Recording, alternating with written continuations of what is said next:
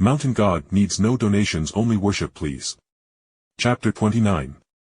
Fan Fiction by Azazyel. Please subscribe to this YouTube channel for listening and patreon.com/Azazyel to read all of his stories. Yukari gave me a cool look as she sat next to Ran, who was on my side at the end of the table. So, Brat, how has my dear Ran been treating you?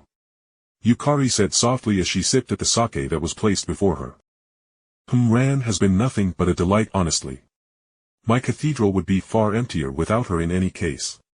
Hag, I said nonchalantly as I took a dainty sip out of my sake before we both sat down our drinks with a loud clinking noise, and tension filled the veranda with Remilia and Patchouli freezing at the weight of the staring contest between the personification of an immortal mountain, and the infinite gap between all concepts. Excuse me, Mr. Moria, Flandra muttered softly, breaking me and Yukari's staring match. I looked over and saw the cute figure of Flandra holding the large chalice in both of her small dainty hands. Honestly, her cute European features made me want to coo at her, and I would instantly adopt her if she held up the chalice and said, "Please sir, may I have some more," like that one cute child asking for more food meme. "Yes, child of blood, what do you desire?" I asked gently as I watched her fingers rubbing at the rubies inlaid into the chalice's gold.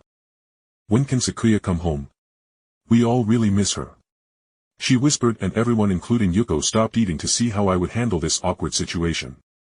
I couldn't help but sigh as I had little control over that situation, as despite me having as far as I knew unlimited power, I didn't want to contest Tiamat's will in having Sakuya as my servant, not only because I enjoyed having her around, but I doubted my abilities to ham-fistedly rip out the fake heart she had and give her a new one.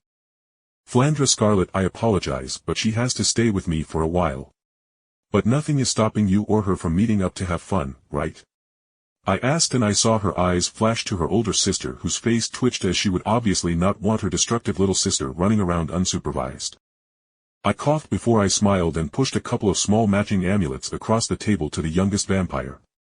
"These amulets will allow you to send messages to one another across great distances, and better yet, once a day they can allow you to teleport to whoever is wearing the other amulet," I explained, making Flandra's eyes widen with glee as she took the amulet, and before her sister could even say a word, she slipped the amulet over her neck and hid it under her dress. "Either way, so long as you don't cause problems to the humans who reside upon my mountain, you are free to come and go as you please within reason," I said, shrugging, as I had all but given up on hating yokai, as I had come to the realization that should I desire to encompass Gensokyo like my sibling Esteth did in a dwarven Norse realm, then I would need to rope in the more powerful yokai, as the worship of the weaker humans within Gensokyo was paltry in comparison to the worship the feudal Tengu were already sending my way as their lord. Granted, the Tengu weren't hardcore worshippers like the Onis down in Old Hell were, but it was only a matter of time, as they saw their ruler defer and serve me in all ways, that they would come to see me as above Tenma. I had the time to wait in any case. "So Yuko, did you enjoy the sake I sent back home with you?" I asked nonchalantly as I looked at the damned hungry ghost of a woman that had already devoured a whole fucking suckling pig in the 5 minutes I talked with the others.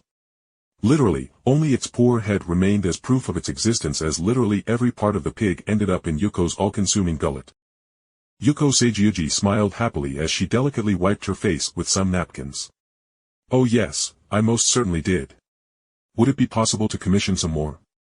she asked before she paused, and a mischievous smile overtook her as she rested her face on her hand as she leaned forward onto the table. "By the way, would any of the sake you laid out be some of that divine sake you got wasted on last time?"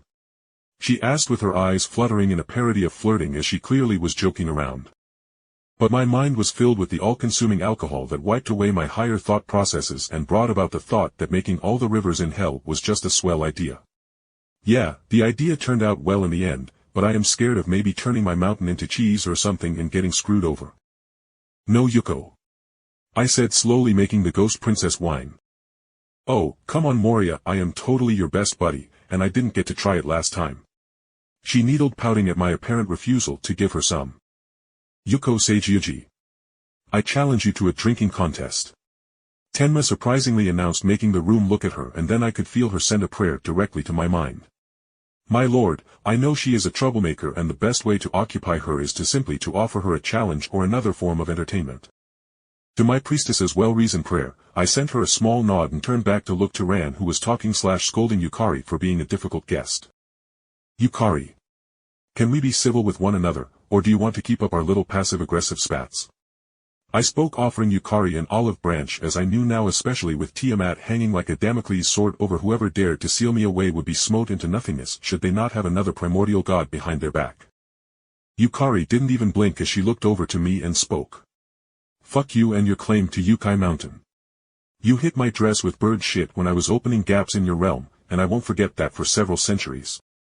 Well, seems the woman was going to be petty, and if our little pettiness was going to last for centuries. Welp, time to go for the nuclear option. The real reason you are so pissy at me is because of your lopsided-sized boobs, got mentioned, right? I said as she went to take another drink and made everyone at the table choke on their food and drinks at the sheer balls I had.